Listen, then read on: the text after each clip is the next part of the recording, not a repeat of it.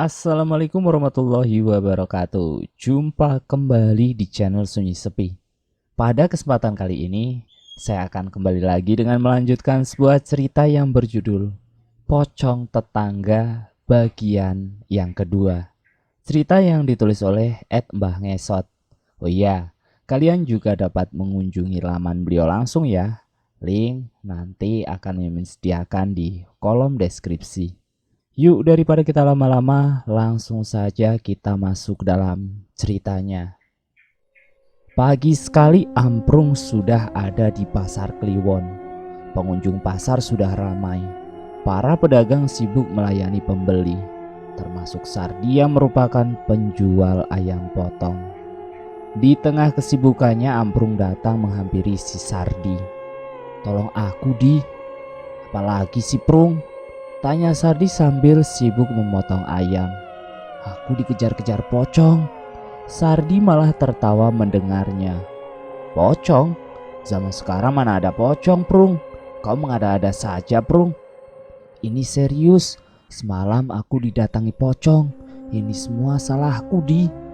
"Salah apa kau emangnya?" ucap Sardi sambil sibuk mengkilo ayam potong dan membungkusnya.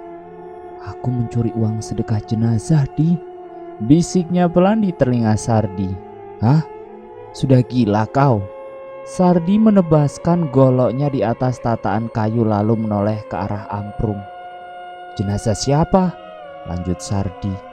"Tetanggaku, Di." Sardi menggelengkan kepalanya dan ia pun mencabut kembali goloknya.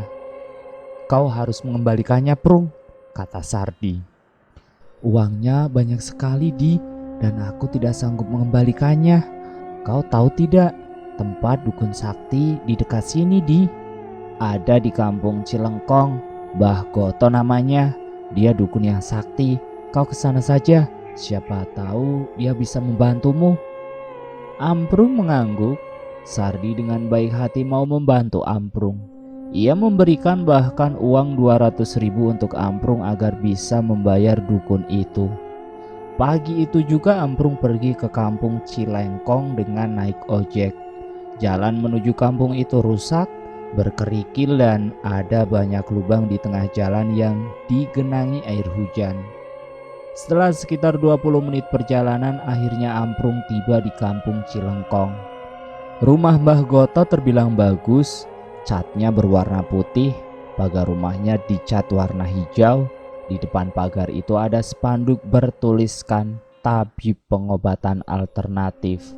Selain dukun, ternyata Mbah Goto juga seorang tabib yang bisa mengobati penyakit kiriman alias santet. "Apa ini benar rumahnya Mbah Goto, Pak?" tanya Amprung kepada tukang ojek. "Iya benar, saya pernah kesini sekali," jawabnya. Amprung membayar ongkos ojek lalu melangkah menuju gerbang rumah Mbah Goto. "Permisi." Amprung mengetuk kunci gerbang, menimbulkan bunyi yang nyaring. Dari dalam rumah muncul seorang wanita yang umurnya sekitar 30 tahunan. Ia mengenakan daster, rambutnya diikat ke belakang sambil tersenyum. Ia menghampiri si Amprung.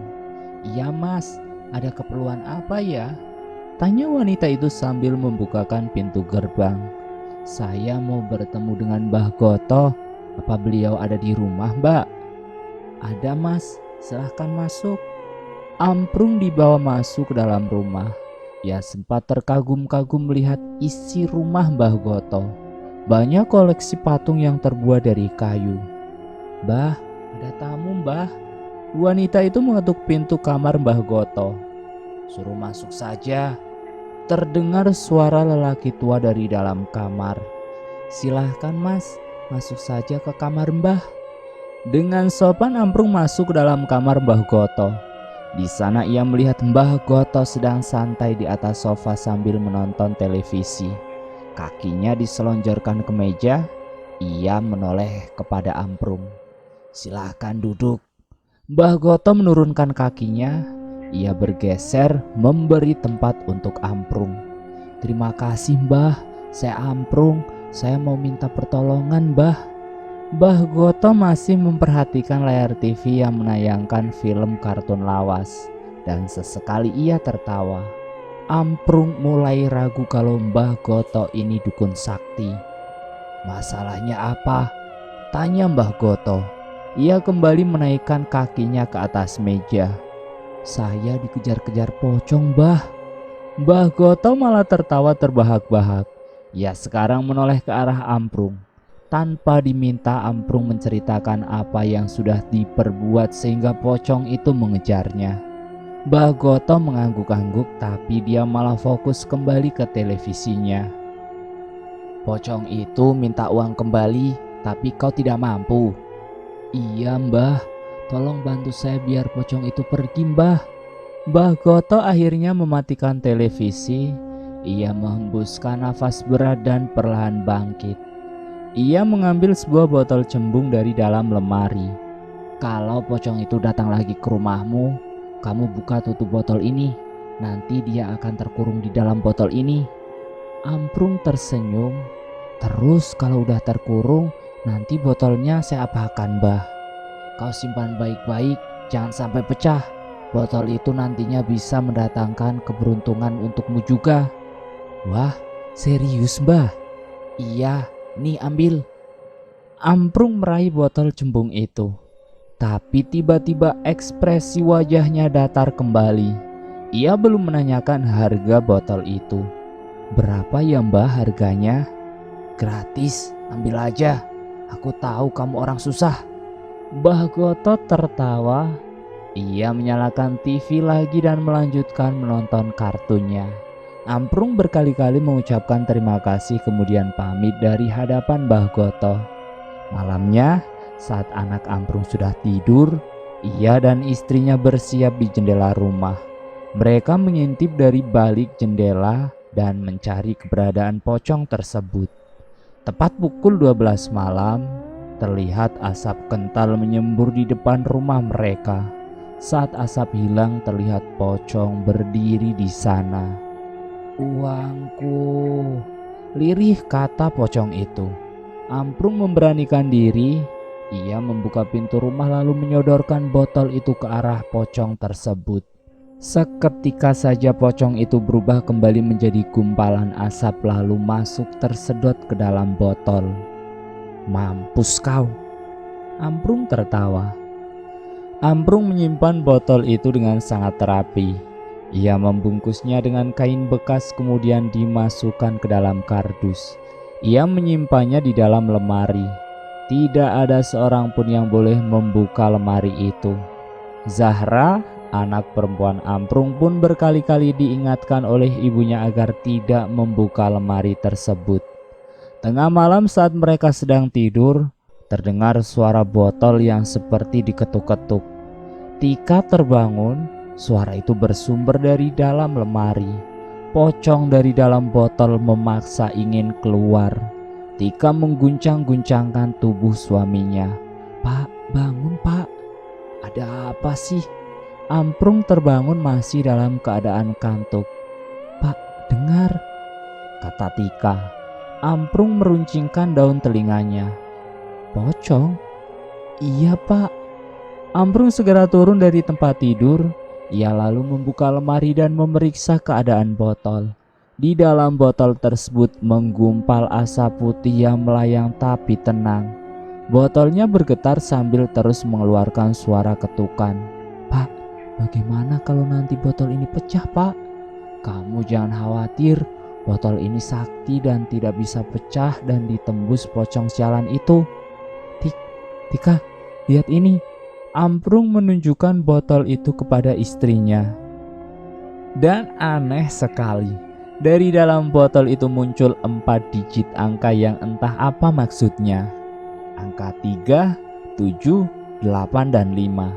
Amprung buru-buru mencatatnya. "Itu nomor apa, Pak?" "Gak tahu, dicatat saja dulu. Siapa tahu bisa jadi jimat." Suara ketukan dari dalam botol sudah menghilang. Amprung meletakkan kembali botol ke tempat semula dengan sangat hati-hati. Keesokan harinya di pasar Kliwon, Amprung membantu Sardi berjualan. Kalau memang lagi rajin, Amprung bekerja jadi apapun di pasar itu. Kadang menjadi tukang pikul, kadang bantu lapak orang, Tapi ia lebih sering hanya tiduran saja di pojok pasar sambil menunggu mangsa untuk dicopet. "Sardi!" Muncul seorang laki-laki dari arah barat yang mengenakan topi koboi. Ia membawa buku dan pulpen. "Woi Arman!" Sardi menoleh ke arah lelaki itu sambil tersenyum. "Biasa, mau pasang togel nggak?" Arman membuka buku yang dibawanya. Di dalam buku itu banyak sekali digit nomor togel yang siap dipilih. "Boleh deh, aku pasang 2 digit aja ya." Di sela kesibukannya ia mengeluarkan uang Rp2.000. "Mau nomor berapa?" tanya Arman. 47, ujar Sardi. Ia kembali meraih goloknya dan memotong daging ayam. "Hei, Kak Amprung, pasang togel lah," kata Sardi sambil memukul buku togel ke kepala Amprung. "Gak punya duit bang," timpalnya tanpa melihat ke arah Sardi. "Duit yang ku kasih kemarin sudah habis?" tanya Sardi. Tiba-tiba wajah Amprung tampak cerah. Ia ingat kalau si dukun menolak uang itu. Buru-buru Amprung merogoh celananya. "Ini masih ada. Berapa itu?" "Aku pasang 1.000 perak aja lah bang. Uangnya buat judi nanti malam." "Berapa digit?" Amprung terdiam. Dia ingat 4 digit nomor yang tertera di dalam botol. "4 bang, 4 digit." "Nomornya?" Arman bersiap mencatat. 3785 bang." "Mantap Rung, semoga kau beruntung." Arman beranjak pergi. Ia akan berkeliling pasar untuk menawarkan judi togel. Beberapa hari kemudian, nomor togel 4 digit itu keluar. Amprung terkejut karena taruhannya benar. Nomor yang keluar dari togel yaitu 3785. Amprung mendapatkan hadiah sebesar 2 juta rupiah. Ia menyesal karena tidak bertaruh lebih banyak. "Aku menang togel Tik, nomornya dari botol yang semalam itu." "Wah, serius Pak?" "Iya Tik, nanti malam kita lihat lagi botolnya. Siapa tahu muncul nomor togel lagi." Namun sampai 3 hari berikutnya, botol itu tidak mengeluarkan nomor togel. Hanya ada suara ketukan dari dalam botol. Pocong itu mendesak ingin dikeluarkan. "Pocong sialan, bikin berisik aja." Amprung melempar gantungan baju ke arah lemari.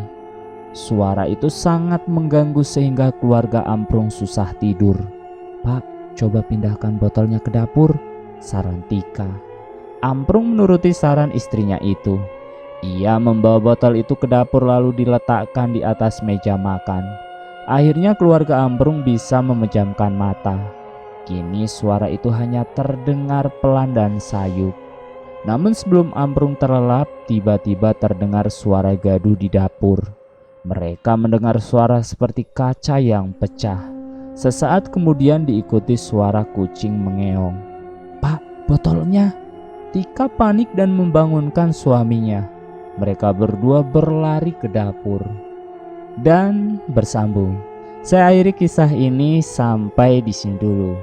Kira-kira seperti apakah kelanjutan nasib keluarga Tika dan si Amprung ini? Nantikan pada bagian yang ketiga. Terima kasih sudah mampir di channel Sunyi Sepi. Jangan lupa tekan tombol like, share, dan komen. Tekan subscribe untuk mengikuti video kami selanjutnya ya. Wassalamualaikum warahmatullahi wabarakatuh.